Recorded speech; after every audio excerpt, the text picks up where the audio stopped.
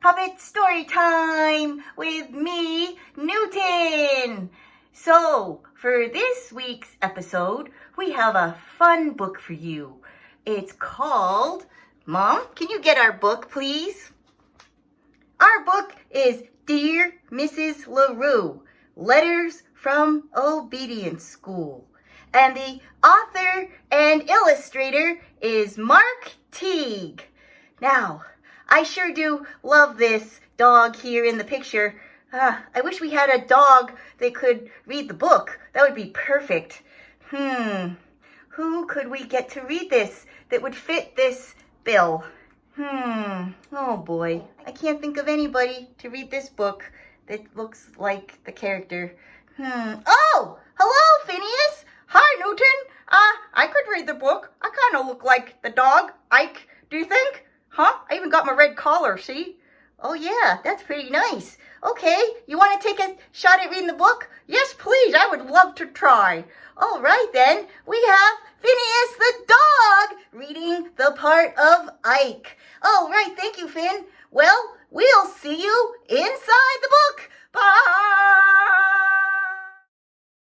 Dear Mrs. LaRue, Letters from Obedience School.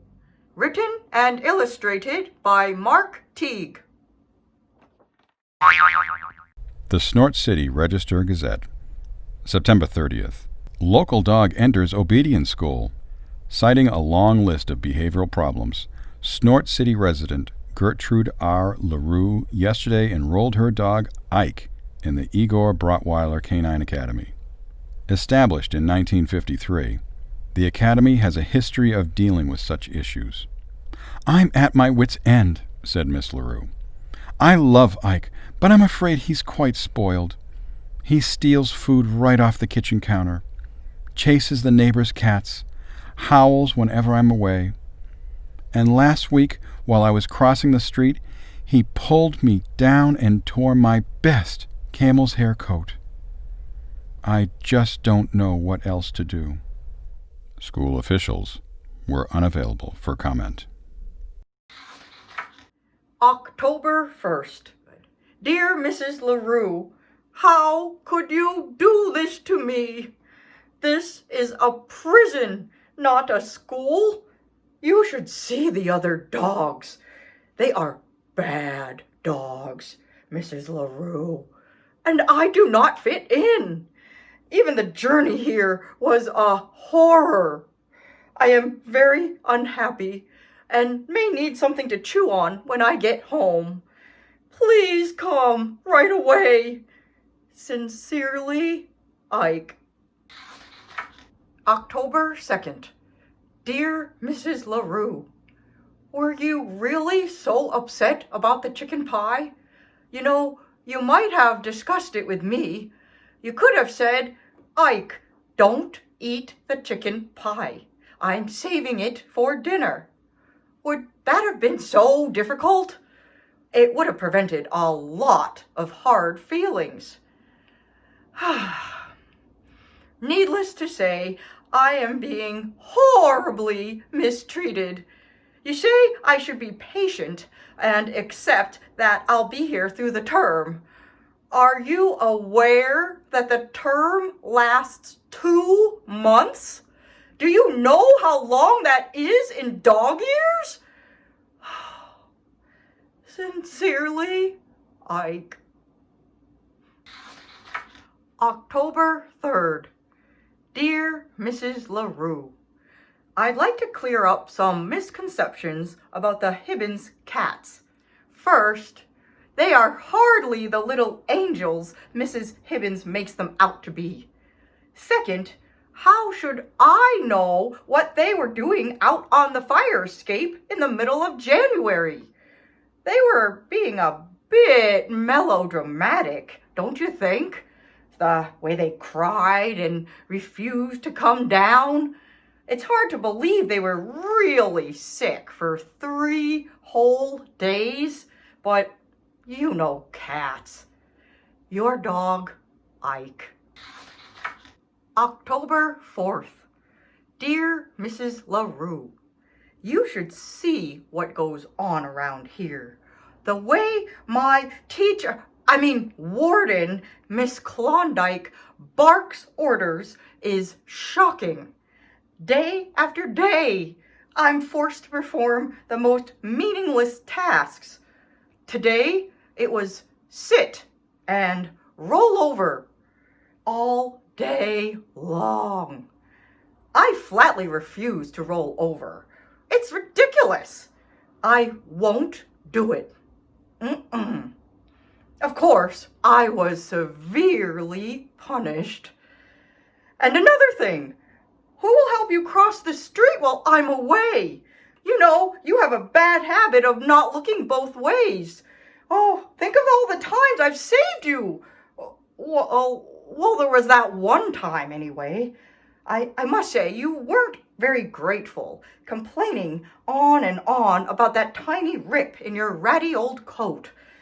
But the point is, you need me. Yours, Ike. October 5th. Dear Mrs. LaRue, the guards here are all caught up in this good dog, bad dog thing. I hear it constantly. Good dog, Ike. Don't be a bad dog, Ike. Is it really so good to sit like a lummox all day? Nevertheless, I refuse to be broken.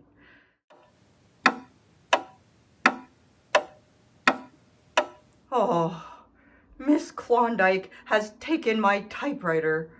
She claims it disturbs the other dogs. Does anybody care that the other dogs disturb me? Yours, Ike. October 6th. Dear Mrs. LaRue, were the neighbors really complaining about my howling? It is hard to imagine. First, I don't howl that much. You were away those nights, so you wouldn't know, but trust me, it was quite moderate. Second, let's recall that these are the same neighbors who are constantly waking me up in the middle of the afternoon with their loud vacuuming.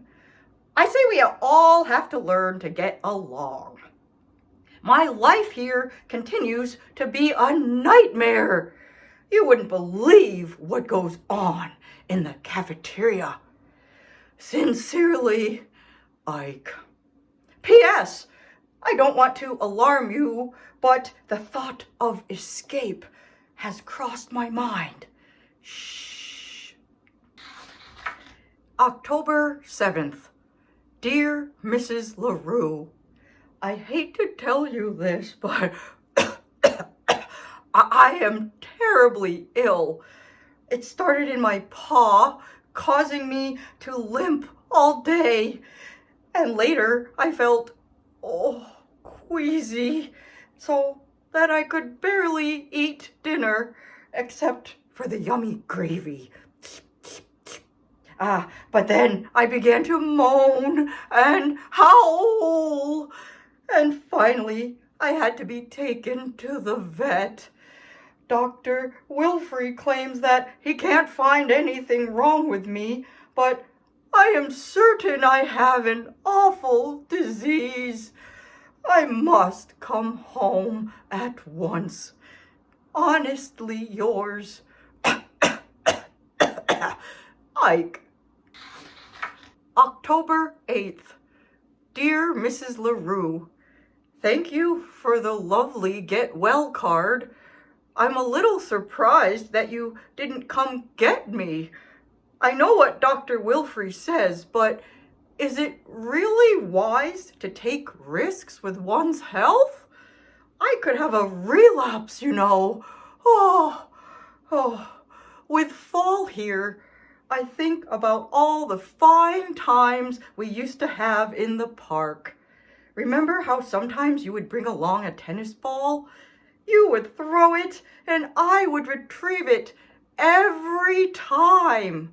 Except for once when it landed in something nasty and I brought you back a stick instead. But, how I miss those days. Yours truly, Ike. P.S. Imagine how awful it is for me to be stuck inside my tiny cell. P.P.S. I still feel pretty sick.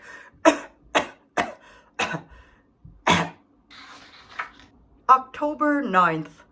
Dear Mrs. LaRue, by the time you read this, I will be gone. I have decided to attempt a daring escape.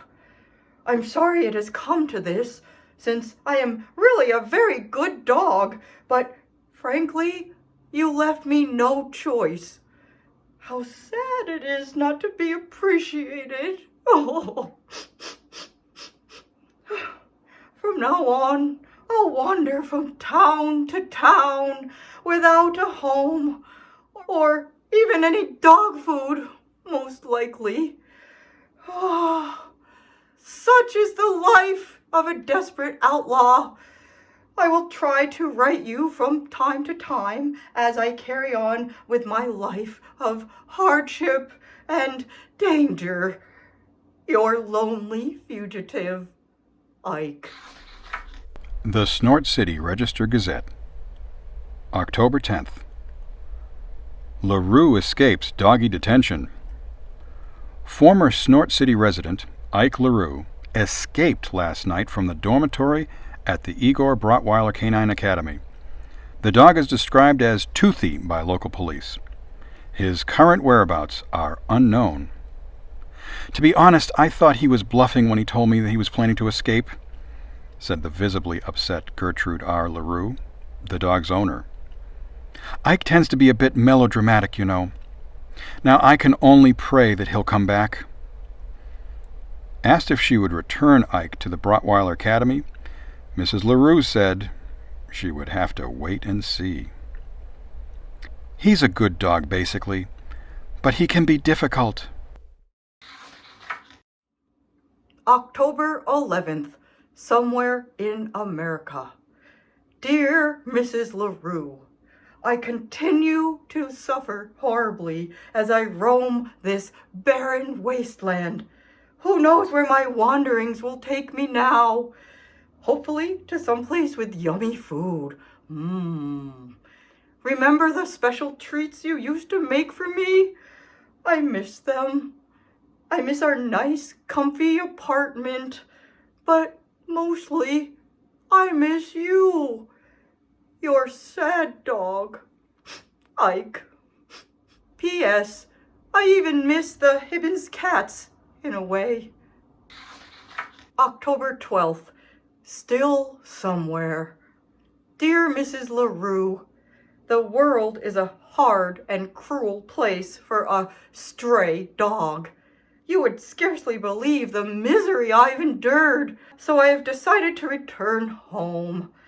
You may try to lock me up again, but that is a risk I must take. And frankly, even more than myself, I worry about you. You may not know it, Mrs. LaRue, but you need a dog. Your misunderstood friend, Ike. The Snort City Register-Gazette, October 13th. Hero dog saves owner. Ike LaRue, until recently a student at the Igor Brotweiler Canine Academy, returned to Snort City yesterday in dramatic fashion. In fact, he arrived just in time to rescue his owner, Gertrude R. LaRue of 2nd Avenue, from an oncoming truck. Mrs. LaRue had made the trip downtown to purchase a new camel's hair coat. Apparently, she neglected to look both ways before stepping out into traffic. The daring rescue was witnessed by several onlookers, including Patrolman Newton Smitzer. He rolled right across 2 lanes of traffic to get at her, said Smitzer. It was really something. I haven't seen rolling like that since I left the police academy. Miss LaRue was unhurt in the incident, though her coat was badly torn. I don't care about that, she said. I'm just happy to have my Ike back home where he belongs. LaRue said she plans to throw a big party for the dog. All the neighbors will be there, and I'm going to serve Ike's favorite dishes. I'll bet he can't wait to taste the chicken pie. Wow, thanks for reading that book, Finn. You're welcome, Newton. Thank you for reading with us, kids. Yeah, thanks for reading. That was really fun, huh? Ike is a funny guy, isn't he? Yeah, he really kind of exaggerates things. Yeah, but that's how he felt in his mind, you know? You're right. Yeah, it's all about our perception, how we see the world. Yeah, that's right, Newton. I mean, what is reality anyway? But what's in our mind? Wow, Finn, we're getting really deep for kids show, huh? Yeah, but you know, they're really smart, so I think they can get it. I do too. Yeah, well, how about we lighten things up a little bit with our song? Yeah, time for our song. Hey, Newton, I was wondering if I could sing the song with you too today. Yeah, let's sing together. That'll be fun. The more, the merrier. Would you like to sing with us, kids? Yeah, we'll put the words up on the screen for you. And we have our good friend Sherman Whipple leading our song. This song is called A Letter Every Day. A letter every day. Okay, let's sing. Are you ready? I'm ready, Sherman.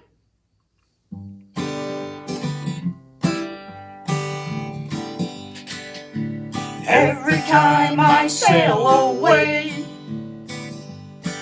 I'll write you a letter every day and tell you what is going on and all the things I've seen and done. Let me tell you about the friends I meet, how people are so sweet,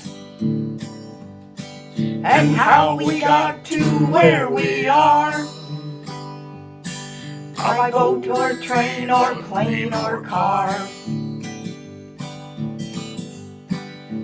Imagine all the foods to eat, colors and smells and tastes to treat. I'll write to you of the wonderful sights, with sounds of music in the night. Climb the mountain's very top, see far and wide where the horizon stops. I'll paint you a picture of what I see and send it to you to remember me. So every day look for my mail and scan the horizon for my sail. Save my letters for when I get home, and we'll have more to share when we're alone. So every time I sail away, I'll write to you every day. I'll tell you what is going on and all the things I've seen and done. We'll share the things I've seen and done. Thank you. Thank you, Finn. Thank you, Sherman.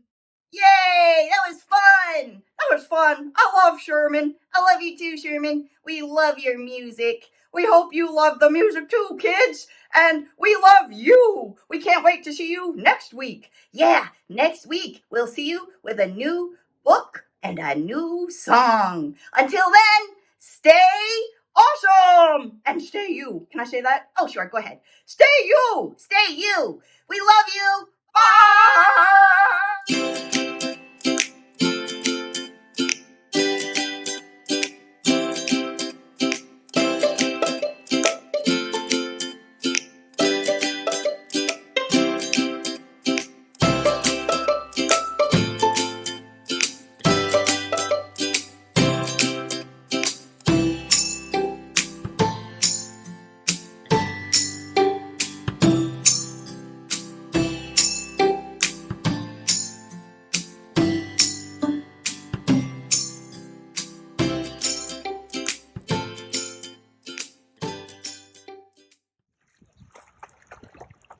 Okay, well, that guy's just a show-off. I mean, what can you say?